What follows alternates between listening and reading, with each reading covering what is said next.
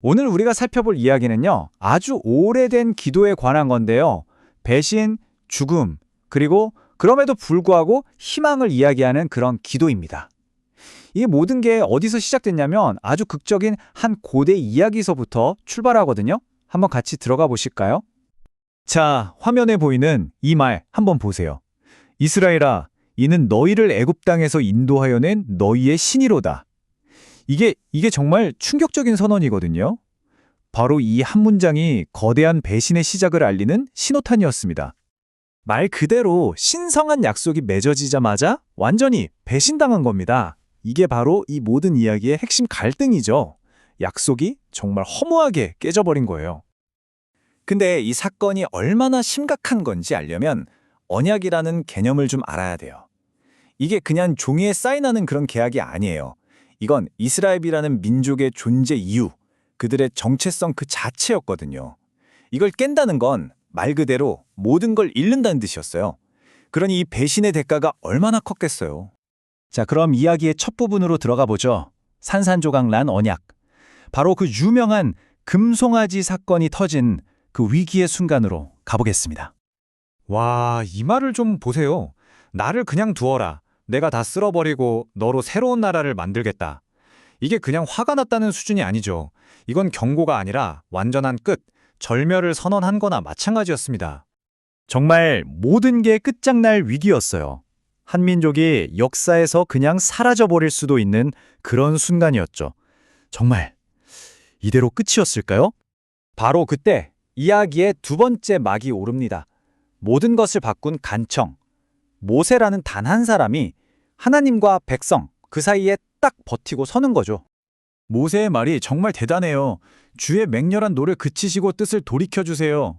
여기서 진짜 놀라운 점은 모세가 우리 백성들이 그럴 자격이 있습니다 라고 변호하지 않았다는 거예요. 그게 아니라 하나님의 마음에 그분의 성품에 직접 호소한 거죠. 제발 마음을 돌려달라고요. 모세의 논리가 정말 기가 막힙니다. 보세요. 아니 이러시면 적들이 뭐라고 하겠습니까? 괜히 끌고 나와서 죽였다고 할 거 아닙니까? 또 아브라함과 이삭, 이스라엘에게 하신 그 약속 기억하셔야죠. 이건 결국 당신의 명예가 걸린 문제고 당신의 언약은 영원하다고 하셨잖아요. 라고 말하는 거예요. 초점은 완전히 인간의 잘못에서 하나님의 성품으로 확 돌려버린 거죠. 그리고 믿을 수 없는 일이 벌어집니다. 하나님이 뜻을 돌이키셨어요. 백성들이 살아남았죠. 이게 정말 성경 전체에서도 손에 꼽히는 하나님이 마치 마음을 바꾸신 것처럼 보이는 그런 순간이에요. 정말 대단하죠? 자, 그럼 이제 이 출애굽기의 아주 오래된 이야기에서 시편 90편이라는 아름다운 기도로 한번 넘어가 볼게요. 시대를 초월한 메아리. 이 둘 사이에 아주 깊은 연결고리가 있거든요. 같이 한번 찾아보시죠. 자, 이 표를 좀 보세요. 정말 소름 돋지 않나요?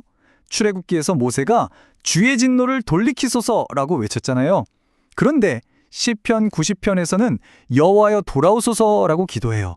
같은 단어가 쓰인 거예요. 하나는 파멸을 멈춰달라는 외침이고 다른 하나는 회복을 위한 간청이죠. 하지만 급돌이는 같아요. 하나님의 진노가 아닌 그분의 자비 쪽으로 돌아서 달라는 그 마음.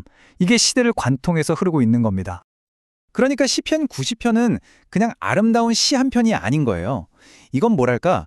자신들의 유일한 희망은 하나님의 그 변치 않는 성품에 기대는 것뿐이라는 걸 뼈저리게 배운 사람들의 목소리인 거죠. 모세의 기도가 남긴 유산이라고 할 수 있어요. 아, 우리는 하나님의 진노가 아니라 그분의 자비에 호소할 수 있구나 하는 그 믿음 위에 세워진 기도인 겁니다. 자, 그럼 이제 좀 더 깊은 이야기로 들어가 볼까요? 이 시편이 인간의 고통, 그리고 죽음이라는 아주 근본적인 문제를 어떻게 다루는지 그 먼지 속에 숨겨진 지혜를 한번 파헤쳐 보겠습니다. 우리 왜 이렇게 짧고 힘든 인생을 살다가 결국 먼지로 돌아가야 할까요? 이건 사실 우리 모두가 살면서 한 번쯤은 던져보는 질문이잖아요. 시편 90편은 바로 이 질문의 정면으로 답하고 있습니다. 시편이 내놓는 답은 아주 명확해요. 바로 죄 때문이라는 겁니다. 우리의 선택이 하나님과의 거리를 만들었고 그 결과로 우리는 이렇게 연약하고 결국 죽을 수밖에 없는 존재가 되었다는 거죠. 그런데 말이죠. 여기서 정말 놀라운 역설이 등장합니다. 이 죽음이라는 선고가 사실은 숨겨진 은혜의 행위일 수 있다는 거예요. 이게 무슨 말일까요? 단순한 벌이 아니라는 거죠. 그 지혜로 가는 길은 이렇게 세 단계로 설명할 수 있어요. 첫 번째, 우리는 우리의 한계를 딱 마주하게 됩니다. 아, 나는 신이 아니구나. 언젠가는 죽는구나. 이걸 인정하는 거죠. 두 번째, 그렇게 자신의 연약함을 깨닫고 나면 우리 안에 있던 교만이 와르르 무너집니다. 그리고 마지막 세 번째, 바로 그때부터 우리는 남은 시간을 소중히 여기기 시작하는 거예요. 이게 바로 우리의 나를 계수하는 법을 배우는 거고 지혜로운 마음을 얻게 되는 길이라는 겁니다. 바로 이 구절, 우리에게 우리 날 깨수함을 가르치사 지혜로운 마음을 얻게 하소서. 이게 시편 전체의 분위기를 바꾸는 전환점이에요. 그냥 불평하고 슬퍼하는 데서 그치는 게 아니라 이 한계 속에서 지혜를 찾게 해달라고 방향을 트는 거죠. 자, 그럼 이제 마지막 부분입니다. 이 모든 고통과 한계 속에서 우리가 닻을 내릴 곳은 과연 어디일까요? 그 희망의 근원을 찾아가 보겠습니다. 이 모든 이야기의 마지막 열쇠는 바로 헤세드라는 히브리어 단어에 있습니다. 우리말로는 보통 인자하심이라고 번역되는데요. 이건 그냥 자비, 친절 이런 뜻을 훌쩍 뛰어넘는 개념이에요. 이건 자격이 없는 사람에게 그럼에도 불구하고 베푸시는 끈질기고 변함없고 흔들리지 않는 그런 약속에 기반한 사랑을 말하는 겁니다. 모세와 시편 기자가 붙잡았던 게 바로 이거였어요. 그래서 시편의 마지막 간청은 우리가 이만큼 했으니 정의에 따라 상을 주세요가 아니에요. 그게 아니라 우리가 받을 자격은 없지만 당신이 약속하신 그 헤세드, 그 변함없는 사랑을 베풀어 주세요 라고 기도하는 겁니다.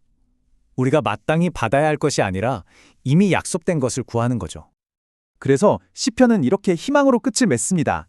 아침에 주의 인자하심 그 헤세드로 우리를 만족시켜 주셔서 평생토록 기뻐하고 노래하게 해주십시오. 정말 아름답지 않나요?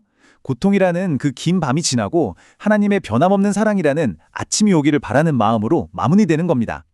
자, 마지막으로 이 질문을 한번 던져보면서 마무리하고 싶습니다.